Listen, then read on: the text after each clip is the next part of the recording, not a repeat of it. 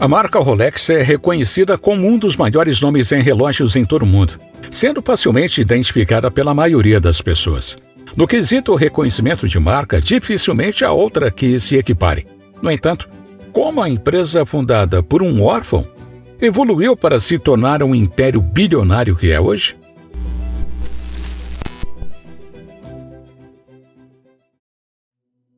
Em 1905, teve início a história da Rolex, quando Hans Wilsdorf fundou a empresa juntamente com seu cunhado, Alfred Davis. Embora a marca tenha iniciado na Inglaterra, logo se mudou para a Suíça. A colaboração entre Hans, que teve a ideia, e Alfred, que tinha o dinheiro, parecia ser a escolha lógica. O que surpreende, no entanto, é que Hans era um órfão alemão, sem laços com a Inglaterra ou a Suíça. E a relojoaria não fazia parte de sua família. Em 1881, Hans nasceu em Kulmbach, no norte da Baviera. Sendo o filho do meio de uma família de classe média bem-sucedida, seus avós eram ricos e seus pais possuíam uma ferraria em Kulmbach. Por causa disso, Hans teve uma infância relativamente despreocupada. No entanto, aos 12 anos, um desastre aconteceu. Seus pais morreram pouco tempo, um após o outro. Com isso, Hans e seus irmãos se tornaram órfãos. Sua tia e tio assumiram a custódia das crianças e as enviaram para um internato em Kohlberg. Embora a intenção fosse garantir uma boa educação escolar, a experiência foi terrível para Hans, que estava profundamente infeliz. Para distrair a mente, ele se concentrou em seus estudos e rapidamente se tornou proficiente em ler, escrever e falar inglês. Hans não fazia ideia de que essa habilidade seria tão útil no futuro. Após muitos anos infeliz, ele finalmente se formou na escola e aos 19 anos mudou-se para Schaffhausen, na Suíça, em busca de uma vida melhor.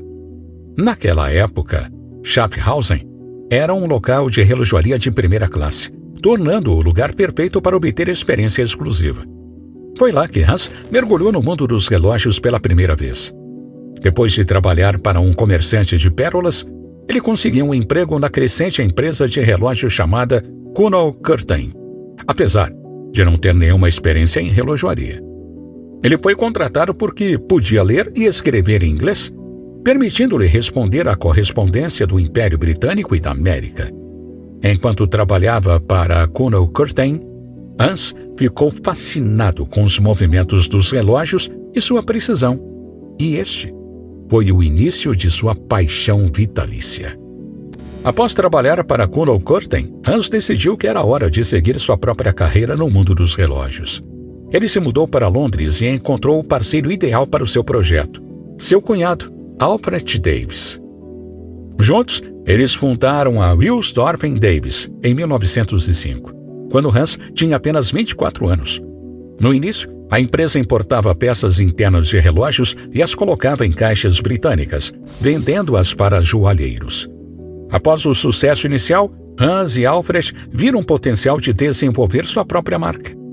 3 anos depois, eles conseguiram registrar o nome Rolex. Hans escolheu um nome curto que fosse fácil de lembrar e pronunciar em qualquer idioma. Apesar da marca ter tido início em Londres, eles logo abriram um escritório na Suíça e Hans começou a idealizar um relógio de pulso elegante, resistente e preciso. Homens começaram a usar relógios em seus pulsos em vez de nos bolsos no início de 1900, mas ficou claro rapidamente que os relógios de pulso teriam uma vida muito mais desafiadora. Relógios de bolso ficavam protegidos dentro da roupa e, portanto, eram amplamente poupados de exposição à umidade, chuva e poeira. Relógios de pulso eram muito mais vulneráveis e frequentemente eram considerados um item delicado da moda feminina. Além disso, eles não eram muito precisos. Hans estava ciente das desvantagens dos relógios de pulso da época e notou que eles eram ridicularizados pelos homens. No entanto, ele reconheceu o potencial dos relógios de pulso para serem elegantes, duráveis e precisos. Hans viu uma oportunidade na demanda por precisão na medição do tempo e trabalhou constantemente para aprimorar o movimento de seus relógios. Seus esforços foram recompensados quando a Rolex se tornou a primeira marca de relógios de pulso a receber o certificado suíço de precisão cronometrista em 1910. No entanto, Hans não estava satisfeito apenas com a precisão dos relógios Rolex. Ele também queria que eles fossem resistentes e reconhecidos mundialmente. Para alcançar esses objetivos, ele sabia que precisava pensar de forma criativa. A genialidade de Hans não se limitava apenas ao desenvolvimento de relógios tecnicamente avançados, mas também se estendia à sua estratégia de marketing. Ele sabia como apresentar suas inovações ao público de forma cativante e, ao longo das décadas seguintes, utilizou algumas técnicas incomuns para alcançar o sucesso da Rolex. Em 1926, tudo teve início com a introdução da caixa Oyster à prova d'água. Essa inovadora caixa foi projetada para resistir à água e poeira e foi testada dando uma para Mercedes Glitz, uma nadadora profissional britânica que estava determinada a se tornar a primeira mulher a nadar pelo Canal da Mancha. Durante sua corajosa tentativa, Hans a fez usar o Oyster original. Infelizmente, o recorde de Mercedes acabou falhando devido às condições climáticas terríveis. Depois de mais de 15 horas nadando nas águas geladas entre a França e a Grã-Bretanha, Mercedes foi resgatada em um navio de volta à costa. Surpreendentemente, seu Rolex permaneceu completamente intacto e continuou a manter a hora precisa, apesar das horas de imersão em água do Mar Fria. Sua difícil façanha ganhou grande aclamação popular e, para aumentar ainda mais a publicidade, a Rolex colocou aquários em suas vitrines com Oyster submerso para demonstrar ainda mais sua qualidade à prova d'água. Além disso, Pons aproveitou outras ocasiões históricas de maneira astuta para demonstrar seus produtos.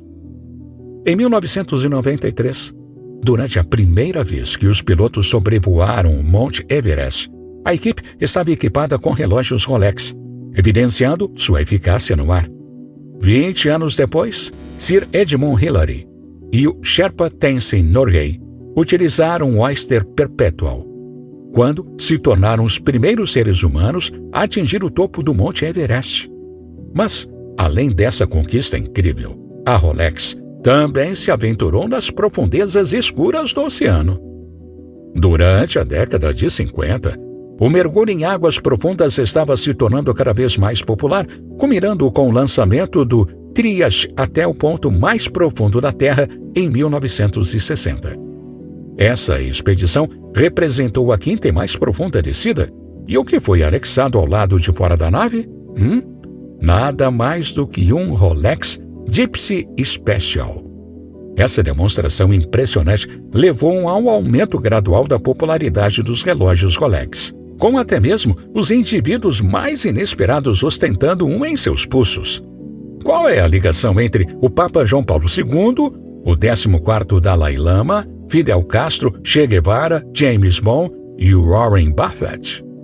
Todos eles são fãs de relógios Rolex de qualidade.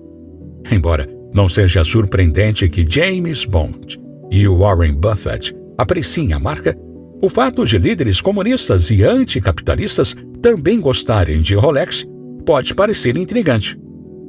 É importante destacar que, embora a Rolex sempre tenha sido pioneira em inovação tecnológica, na década de 60, a marca não tinha um status de símbolo de status que ostenta atualmente. Durante grande parte de sua trajetória, os relógios Rolex eram valorizados por sua funcionalidade e não tanto por sua estética. Além disso, naquela época, os preços dos Rolex eram significativamente mais acessíveis do que são atualmente. Em 1957, por exemplo, um Submariner Date de aço inoxidável custava apenas $180, que, quando ajustado pela inflação, seria equivalente a cerca de $15 mil nos dias de hoje. No entanto, hoje em dia, o mesmo modelo custa mais de US$ 10.000. Mas qual é a razão para isso? A resposta pode surpreendê-lo, já que essa mudança de preço é, em grande parte, devido a uma crise que a Rolex conseguiu transformar em uma oportunidade vantajosa. Na década de 1970, ocorreu uma crise conhecida como Crise do Quartzo, nome dado pela indústria relojoeira suíça. No Japão, provavelmente foi chamada de Era do Quartzo. A crise teve início no Natal de 1969, quando a marca japonesa de relógio Seiko lançou o primeiro relógio de pulso de quartzo do mundo, o Astrin, que se tornou um grande sucesso. Logo em seguida, outras marcas seguiram o mesmo caminho, utilizando baterias para alimentar os relógios esportivos. Esses relógios eram mais precisos e mais baratos de produzir, o que teve um impacto negativo na indústria relojoeira suíça. A disseminação dos relógios de quartzo levou as pessoas em todo o mundo a trocarem seus relógios mecânicos por eles, e os relojoeiros suíços correram risco de falência da noite para o dia. Compreendendo que não poderiam competir com os relojoeiros asiáticos em termos de preço, marcas suíças como a Rolex decidiram oferecer algo diferente: sua herança, status e artesanato. Durante os anos 80, a Rolex investiu pesadamente na construção da sua marca prestigiada, que hoje é amplamente reconhecida. Quando as viagens aéreas eram sinônimo de glamour, a Rolex colocava seus relógios em aeroportos e fechava acordos de patrocínio com atividades de luxo como tênis, golfe, equitação, iatismo e a Orquestra Filarmônica de Viena. Essas estratégias de marketing ajudaram a manter a Rolex relevante mesmo durante a crise do quartzo e, ao longo do tempo, seus relógios se tornaram objetos de desejo, mais do que de necessidade. Hans Wilsdorf, o fundador da Rolex, já havia se afastado do negócio dos relógios há muito tempo e não pôde testemunhar essas transformações. Depois do falecimento de sua esposa, Lawrence Kroc, em 1945, ele passou a responsabilidade da empresa para a Fundação Hans Wilsdorf. Kroc faleceu 15 anos depois, aos 79 anos em Genebra, e como não tinha descendentes diretos, a propriedade e o controle da empresa foram igualmente transferidos para a fundação. Atualmente, a Rolex é reconhecida como uma das marcas mais prestigiadas do mundo e líder na produção de relógios de luxo. Com uma produção diária de mais de 2.000 unidades, a empresa gera bilhões de dólares em vendas anualmente. A propriedade e controle da empresa continuam sendo mantidos pela Fundação Hans Wilsdorf privada, o que explica a ausência da Rolex no mercado de ações. O prestígio da marca é baseado em sua constante inovação, precisão e funcionalidade, servindo como um exemplo perfeito de como construir uma reputação sólida e permitir que ela faça o trabalho por si só. Sabia que a Rolex foi criada originalmente por um órfão? Compartilhe conosco nos comentários e, se você é um entusiasta da horologia, fique à vontade para adicionar quaisquer outros detalhes interessantes que acha que deveriam ser mencionados aqui nesse vídeo. E se você estiver interessado em conhecer mais histórias inspiradoras de negócios, por favor, não deixe de se inscrever no nosso canal.